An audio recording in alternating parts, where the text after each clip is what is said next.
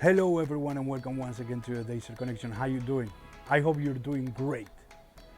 Today we come back to this amazing section that we decided to call Atlassian Around the World. Remember that not so long ago, maybe a month and a half ago, we published an interview that we recorded with the Meta-Info CEOs during their event, the Atlassian Day event in Budapest, in Hungary. And we asked them about how they became Atlassian Solution Partners, how they are working with different companies, technological companies or not so technological companies in Hungary. And that interview was really insightful. It was really interesting to learn and to know how different companies work all over the world as solution partners, as Atlassian Solution Partners. Today, we're really happy that we are able to show you the interview that we recorded during Atlassian's Team 24 in Las Vegas. This was recorded in the Expo Hall during the event, and it was amazing. This interview was with Thad West. Thad West is ISOS Technology's co-founder. The ISOS Technology is one of the most important solution partners in United States of America, and we wanted to learn a little bit more about how they became solution partners, how they solve different problems, and how they implement Atlassian solutions in the US. So we're really happy that we could record this interview, and we really hope that you find it interesting, that you find it insightful. I will leave you with the interview, and please, if you have any more questions or any suggestions, do not hesitate to comment below the video. We will be really glad to answer any kind of question, and if you have any suggestion, please let us know. I'll leave you with the full interview with Thad West, co-founder of ISOS Technology. So we're at Atlassian Team 24, and we're with Thad West from ISOS Technology. Thank you very much. Thank you for having me. I'm excited to be here. Cool. ISOS Technology became an Atlassian partner. Yeah. Oh, wow. That's a great question. So we started as a company in 2005, and my background is I was a software developer. So I was a Java developer for a good part of my career. When we started the company, we were doing custom software development with organizations. We bought the Atlassian tools in 2005 to run our consulting practice. And from there, our customers were like, hey, we like the code you're writing, but we really like the tools you're using. And we like the process that you guys are doing. And because we'd expose Confluence to them, we'd expose Jira to them. And they're like, we want to learn more about that. And we're like, really? Okay. Nice. And so we had enough of those that 2008, we joined the partner program. And I know you guys have been around for a while too, and it was pretty immature, but like we kind of grew up together through that. And we didn't actually hire somebody dedicated to the practice until 2013. Okay. Nice. And if you're here at Team, he's at our booth, he's wearing the red suit. That was our first hire, Mike March. Nice. And we made platinum in 2014. And then about 2015, 2016, we just decided we're going to do this Atlassian thing only. And so once we had that clarity of focus, that's when our business really started to take off.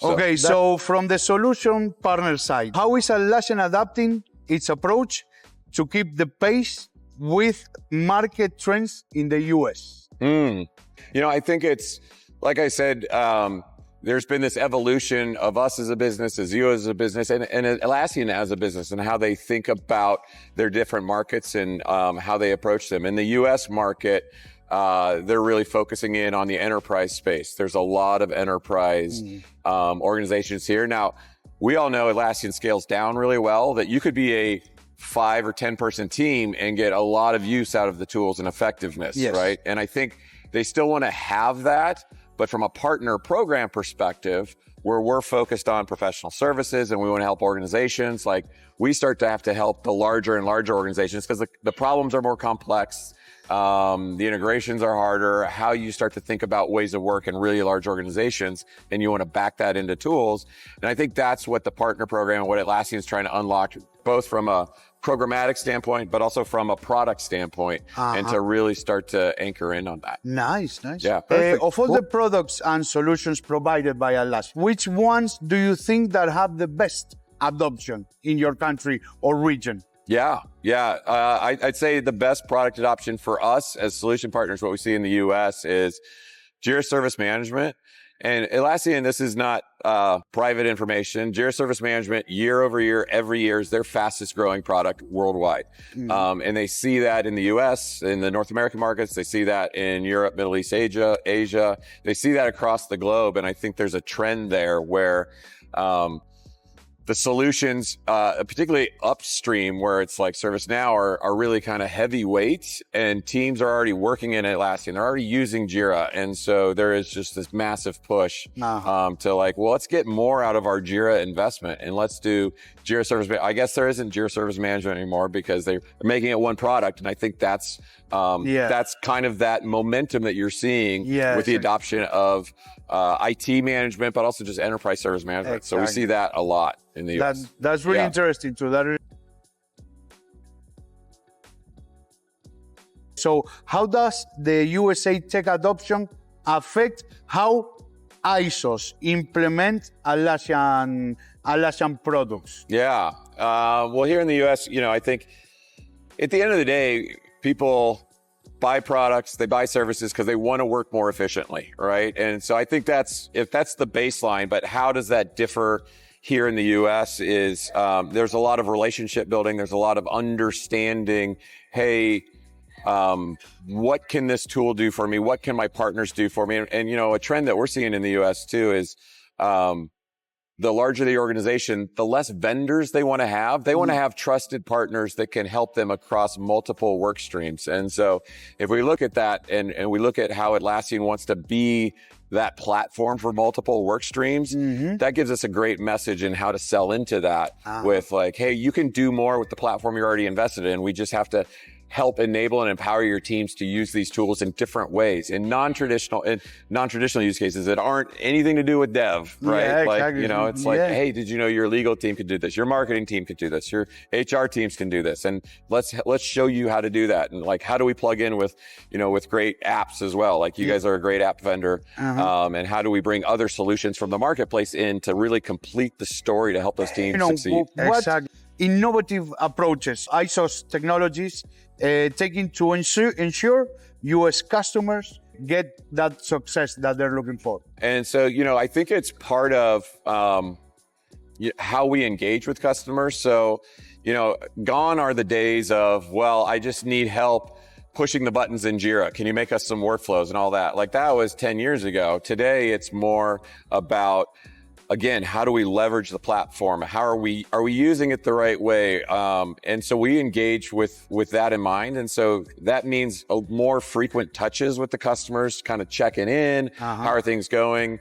Can we run some analytics on their tool usage, right? Hey, did you know you've bought all of these things and you're not using all of these things, right? Yeah. Or did you know you bought a 5,000 user license and you've got 2,000 people that have logged in, right? Like, how do we help with that messaging? And a lot of it is, is there change management, organizational change management to help increase adoption? Or maybe there's been a shift in the organization. It's like, okay, well, now you don't need this many things, right? And like, let's really get that impact. So it's meeting customers where they're at, having those sort of dialogues and questions with them, and then seeing how you can move forward. Because at the end of the day, it's not about selling more product or more service. It's about, is the customer in a better spot, right? Exactly, and we want to get people in a better spot because then they'll come back to us when, Exactly. And it brings back the customer experience thing, you know, which is king, and following up on the customer, not only selling them, but following up and taking care of them. That's king too. That's really 100%. Yeah. How do cultural norms around work in the US, influence how you do your job, specifically with Atlassian customers? Yeah. Well, I think since the pandemic, we've seen a big shift to work from home, work remotely. Atlassians embrace it from their work anywhere mantra. From our perspective, we've always been distributed and remote. So I think what we really have to lean into is our clients are now all working that way. And so things that we used to take for granted, like, hey, we'll come on site and, do things with you for a couple days, trying to find those opportunities to interact with our customer face to face. Yes. Because it's still really important. It's just harder to do. And so part of that, for us in the US, it's about relationship building, and sometimes that's hard to do over Zoom. So figuring out other ways, like that's why being here at Team is so important. You see all your customers sometimes for the first time. You see people you work with sometimes for the first time. It's like, how do we start to build that human connectivity?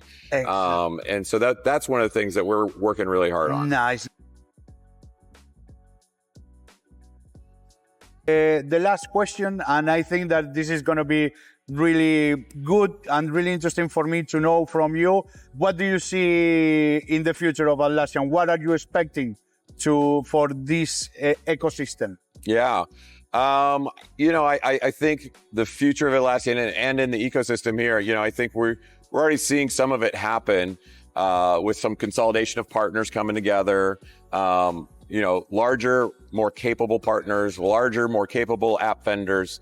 And so it's that maturity path as we all grow up. And, I always look to other similar ecosystems. So, I look to see similar and maybe more mature ecosystems like what's happening in the Salesforce ecosystem, right? And so are there any things that we're looking for to see how they operate? And, you can start to see some of those things kind of line up. So, that for me is one of the best roadmaps, is seeing what's happening in those other mature, especially SaaS-based ecosystems where partners like us, we live and bleed Atlassian Blue. Like that's what we do all day, every day. Yeah. And so, we're anchored around one primary vendor. And so like, how does that impact? I think when I look at those things, I look in the good note is that I look at the Salesforce partner ecosystem, bigger, more capable partners. But there is a thriving partner ecosystem. You can still run a very successful business. There's the Salesforce marketplace. You can still be a very successful marketplace vendor. So like, I think Atlassian does it better than Salesforce. And so like, I just see it being all of that and more. So I'm excited about it. That's pretty cool. It's really interesting to hear what you had to say about this. So thank you very much for your time. So thank you very much, Thad, for your time during Atlassian Team 24. We know it was busy, but you took the time anyways to sit down with us and answer our questions. And we're really grateful about that. And for the viewers, guys, I hope that you find this insightful, interesting, and inspiring. And if you have any questions and if you have any suggestions about where should we go, please do not hesitate to let us know. Okay?